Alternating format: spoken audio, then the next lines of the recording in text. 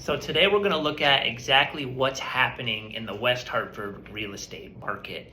I wrote down some numbers that'll paint a picture of how the market's reacted over the past year or so. Before we get into these, if you could just click subscribe. I'm committed to putting out new videos every week about the town of West Hartford, its real estate. And don't be shy. Call, text, email, ask questions. We field these questions every day from people just like you, my team and I, trying to help folks just get a little more information about the town of West Hartford. So let's get right into it. Currently, there are 37 homes for sale, single family, in the town of West Hartford. There are 66 properties under contract, which means they've gone under deposit here in the past 6 weeks or so. So we still have more buyer demand than sellers out there. And every time that number is greater, it's a sign we're in a seller's market. Now, when we look at closings, there's been 48 closings in the past 30 days. So again, there's more closings in active inventory. That's a sign the sellers are still in a position of strength here in West Hartford. What I did is compare it to a year ago, last December, just to see if there's been any changes.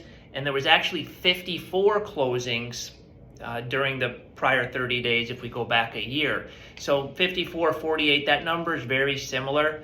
The inventories jumped around from the high 20s to the high 50s over the past year and back and forth. It spent most of its time in the high 30s and low 40s, right where it is right now. That's really the majority of time for West Hartford where the inventory's been.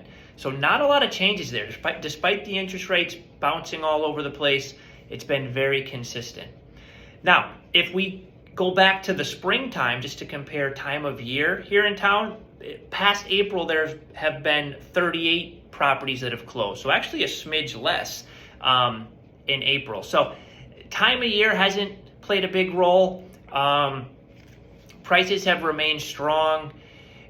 Inventory is just so low. Just to give you something to compare it to, before COVID, going back say 4 years or so, we would have 200 homes, give or take, for sale, single families, right? So now being in that high 30, low 40 range, we're down about 80% inventory wise.